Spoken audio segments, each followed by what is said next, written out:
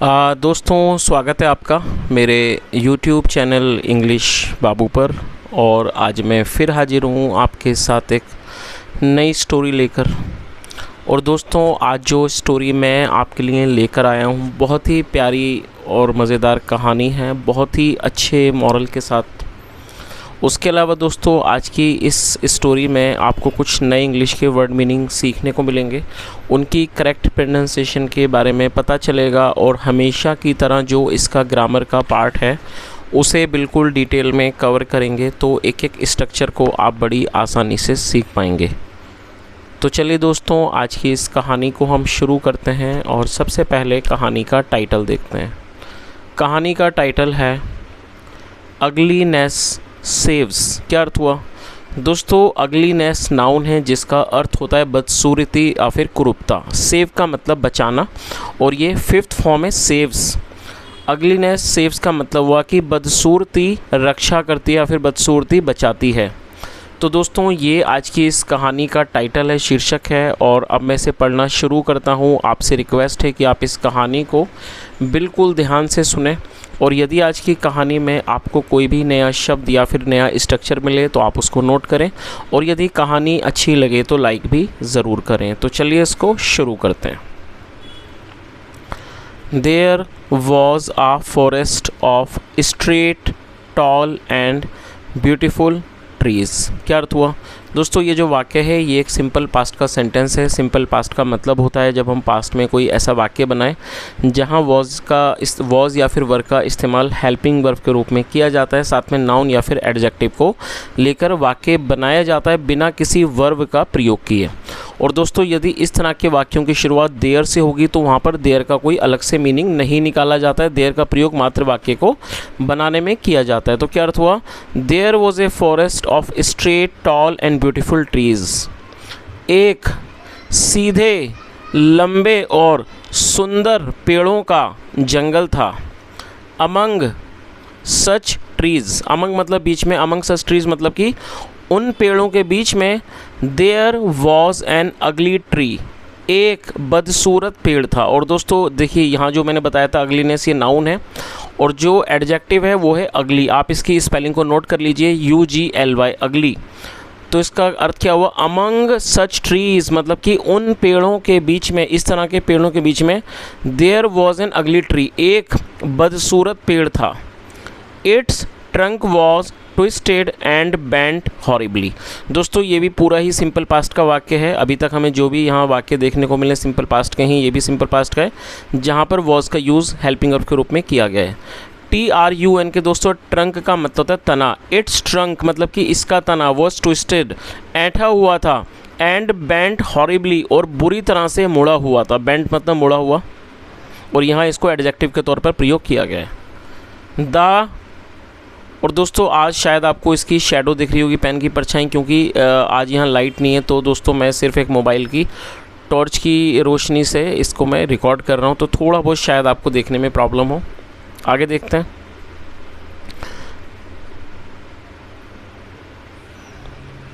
The branches too were kinky. दोस्तों ये भी सिंपल पास्ट का ही वाक्य है और किंकी एडजेक्टिव है जिसका मतलब होता है गांठदार। तो क्या अर्थ हुआ? द ब्रांचेस, ब्रांच का मतलब होता है टहनी और ये ब्रांचेस है टहनियाँ, प्लूरल नाउन है। The branches too were kinky, टहनियाँ भी गांठदार थीं। Other tree called this tree hunchback. दोस्तों हंचबैक का मतलब होता है कुबड़ा। आपने इस तरह के शायद किसी व्यक्ति को देखा होगा जो पीछे पीठ में एक बड़ा सा कुबड़ निकला होता है, उसे हंचबैक ही कहा जाता है। और ये जो वाक्य है ये पास्ट इंडेफिनिट का अफर्मेटिव वाक्य है जहाँ पर सेकंड फॉर्म लगाई जाती है। Other tree called this tree, दूसरे पेड़ इस पेड़ को कुबड़ा बोलते थे।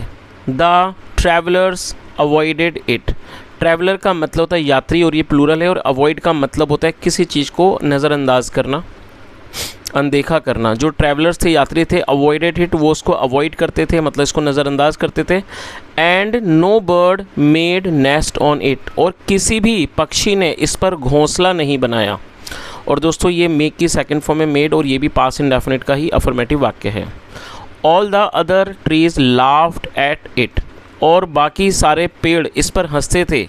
And made fun of it, और इसका मजाक उड़ाते थे। और दोस्तों आप नोट कर लीजिए, मेक फन ऑफ होता है मजाक उड़ाना, और ये सेकंड फॉर्म है। चलिए आगे देखिए। This ill treatment pained the hunchback tree. दोस्तों इल ट्रीटमेंट का मतलब होता है बुरा व्यवहार, और पेन का मतलब होता है दर्द देना, दर्द पहुंचाना, सेकंड फॉर्म में पेंड। और ये पास्ट इंडेफिनिट का ही अफर्मेटिव वाक्य है जहां पर सेकंड फॉर्म लगाई गई है। क्या अर्थ हुआ? This ill treatment pained the hunchback tree. ये बुरा व्यवहार कुबड़ पेड़ को दुखी करता था या दुख पहुंचाता था। Whenever it looked at the other trees, जब भी, whenever मतलब जब भी वह दूसरे पेड़ों को देखता था, it sighed, वह आह भरता, how beautiful my fellow trees are। तो उसको क्या कहता था कि मेरे बाकी जो मेरे फेलो ट्रीज़ हैं, मतलब जो मेरे पेड़ हैं, मतलब जो मेरे साथी पेड़ हैं, वो कितने सुंदर हैं। I wish I were like them, काश मैं इनके जैसा होता। God has played a cruel game with me. और दोस्तों ये जो वाक्य है ये एक प्रेजेंट परफेक्ट का सेंटेंस है। प्रेजेंट परफेक्ट का मतलब वर्तमान में किसी क्रिया का पूरा होना पाया जाना। ऐसे वाक्यों में हैज़ या हैव के साथ वर्ब की थर्ड फॉर्म लगाई जाती है। जब सब्जेक्ट होगा आई, वी, यू, दे या प्लूरल तो हैव का यूज़ करेंगे, और ही, शी, इट और सिंगुलर में हैज़ का। तो यहाँ सब्जेक्ट गॉड है जो कि एक सिंगुलर ना होने, गॉड का मतलब ईश्वर या फिर भगवान, और सिंगुलर के साथ हैज़ का यूज़ किया गया, साथ में थर्ड फॉर्म लगाई गई है। क्या अर्थ हुआ?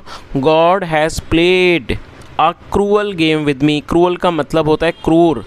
ईश्वर ने मेरे साथ एक क्रूर मजाक किया या फिर एक क्रूर खेल खेला है। चलिए दोस्तों प्रेजेंट परफेक्ट का एक वाक्य नोट कर लीजिए, ट्रांसलेट करके कमेंट में बताएं।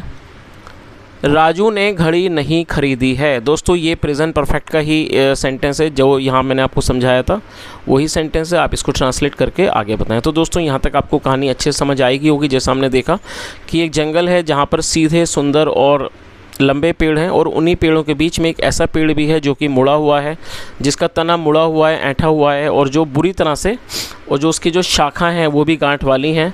तो जो बाकी जो पेड़ हैं वो उसका मजाक उड़ाते हैं, उसको कुबड़ वाला पेड़ कहते हैं, और उसके अलावा जो यात्री हैं वो भी उसे अवॉइड करते हैं। कोई भी पक्षी उसके ऊपर घोंसला नहीं बनाता है। और ये जो बुरा व्यवहार है, ऑब्वियस सी बात है, बुरा व्यवहार लोग ऐसे दिल दुखाता है। तो ये जो चीज़ें थीं, बुरा व्यवहार उसका दिल दुखाते थे। और जब भी वह दूसरे पेड़ों को देखता तो वो आह भरता कि मेरे जो बाकी दो दूसरे साथी पेड़ हैं वो कितने सुंदर हैं, काश मैं भी इनके जैसा होता। और वो क्या कहता कि ईश्वर ने मेरे साथ एक बुरा मजाक किया, एक बुरा खेल खेला है। One day a wood cutter came to that forest. दोस्तों वुड कटर का मतलब होता है लकड़ी काटने वाला, जिसे लकड़हारा भी कहा जाता है। और ये पास्ट इंडेफिनिट का ही अफर्मेटिव वाक्य है जहाँ पे सेकंड फॉर्म लगाते हैं, कम मतलब आना, सेकंड फॉर्म केम। एक दिन एक लकड़ी काटने वाला या कह सकते हैं लकड़हारा जंगल आया। He looked at the trees, उसने पेड़ों को देखा। Then he saw the hunchback and मटर्ड।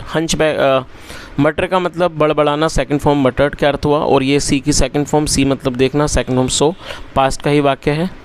फिर उसने कुबड़ वाले पेड़ को देखा, एंड मटर्ड और बड़बड़ाया, that tree is useless to me. ये पेड़ मेरे किसी भी काम का नहीं है। यूजलेस मतलब बेकार होना, किसी काम का ना होना। आगे देखिए।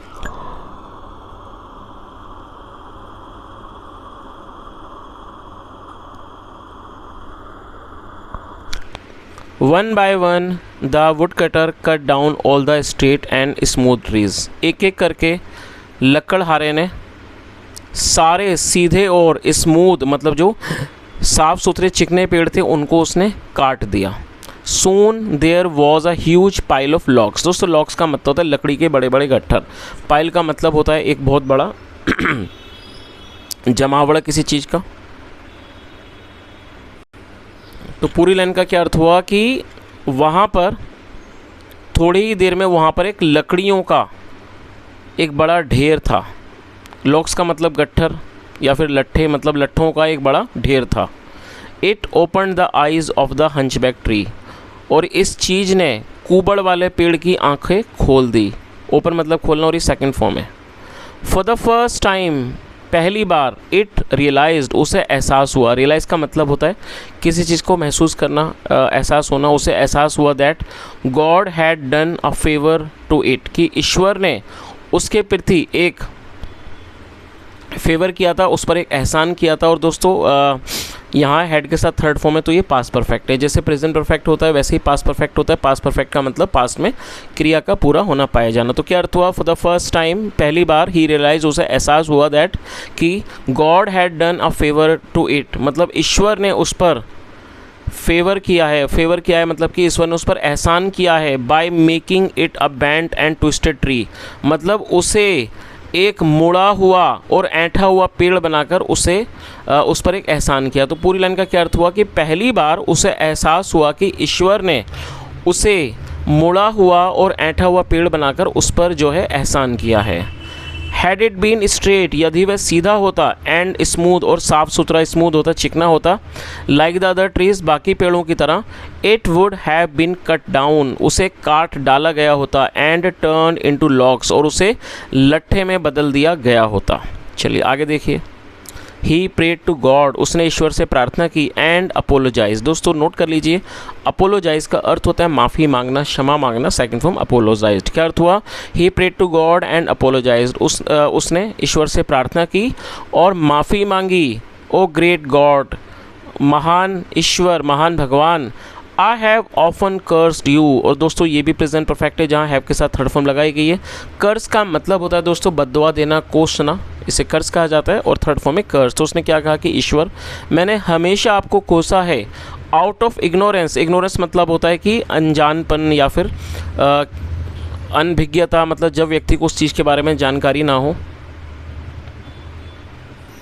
तो पूरी लाइन का क्या अर्थ निकला? उसने क्या कहा कि ईश्वर,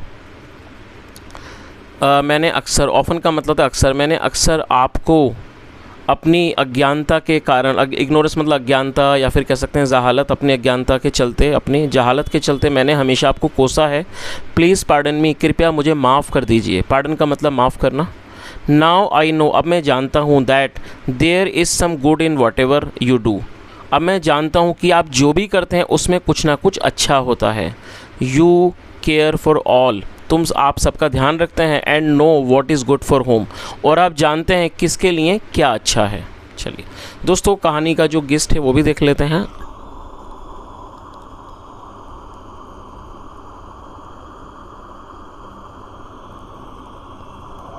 दोस्तों गिस्ट का मतलब होता है किसी कहानी का सार या फिर कह सकते हैं निष्कर्ष, जिसे कंक्लूजन भी कहा जाता है। क्या अर्थ हुआ? There is something good behind whatever God does, मतलब ईश्वर भगवान जो भी करता है उसके पीछे कुछ अच्छा होता है। और whatever there is, every bad has some good hidden in it, हर बुरी चीज़ में कुछ ना कुछ अच्छा छुपा होता है। The hunchback tree was sad, मतलब कुबड़ वाला पेड़ उदास था, बिकॉज ऑफ इट्स अगलीनेस, अपनी कुरूपता बदसूरती के कारण। It was jealous of the tall and straight trees, वह लंबे और सीधे पेड़ों से ईर्ष्या करता था। बट इन द एंड, लेकिन अंत में, it's ugliness saved it's life, लेकिन अंत में उसकी अगलीनेस ने, उसकी बदसूरती ने उसके जीवन को बचाया। While the other trees perished, जबकि जो दूसरे पेड़ थे उन्हें मतलब उस चीज़ को भुगतना पड़ा, यह कह सकते हैं कि तबाह होना पड़ा। बाकी जो पेड़ थे उनको तबाह होना पड़ा, उन्हें ख़त्म होना पड़ा। चलिए तो दोस्तों इस तरह से ये छोटी सी कहानी यहाँ ख़त्म होती है और मैं उम्मीद करता हूँ कहानी का मॉरल आपको अच्छा लगा होगा, समझ में आया होगा। और दोस्तों पर्सनली अगर मैं इस कहानी के बारे में बात करूँ, ये पर्सनली मुझे कहानी बहुत अच्छी लगी, क्योंकि अक्सर जीवन में ऐसा होता है कि कई सारी चीज़ें हमारी लाइफ में ऐसी होती हैं कि जिसके लिए हम खुश नहीं होते, ऊपर वाले को हमेशा ही ब्लेम करते हैं कि आपने हमारे साथ ऐसा किया, दूसरे लोगों के साथ ऐसा नहीं है। तो दोस्तों जैसा हमने यहाँ पर कहानी में देखा कि ईश्वर या भगवान जो भी ऊपर वाला है, जो इस संसार को चला रहा है, वो जो भी करता है उसके पीछे कोई ना कोई वजह होती है और कोई ना कोई अच्छाई होती है। कई बार कुछ चीज़ें हमारे लिए अच्छी होती हैं और कई बार ऐसा होता है कि हम किसी चीज़ को पाना चाहते हैं, कुछ करना चाहते हैं, लेकिन वो चीज़ नहीं होती, जिसका शायद हमें बुरा भी लगता है, दिल भी दुखता है, लेकिन बाद में आगे चल के हमें रियलाइज़ होता है शायद वो चीज़ हमारे लिए अच्छी ही नहीं थी। तो जैसा हमने यहाँ पर कहानी में देखा कि ऊपर वाला जानता है कि कौन सी चीज़ किसके लिए अच्छी है, तो ऊपर वाले का ये मास्टर प्लान है। तो जिस चीज़ को हम शायद नहीं समझ सकते, लेकिन कहानी के माध्यम से दोस्तों, कहानी का जो मॉरल है, मैसेज है, वो यही सीख देता है कि ऊपर वाला जो भी हमारे लिए करता है वो कहीं ना कहीं हमारे जीवन के लिए और हमारे भविष्य के लिए अच्छा ही होता है। तो दोस्तों ये आज की छोटी सी कहानी थी। यदि आपको अच्छी लगी हो तो आपसे रिक्वेस्ट है आप वीडियो को लाइक करें, शेयर करें, चैनल को ज़रूर सब्सक्राइब करें। यदि चैनल पर पहली बार आए हैं तो आपका जो भी अनुभव हो ज़रूर कमेंट में बताएं। और उसके अलावा दोस्तों आप 15 अगस्त की आप सभी लोगों को हार्दिक शुभकामनाएं। यहाँ तक सुनने के लिए thank you so much. Have a nice day and bye.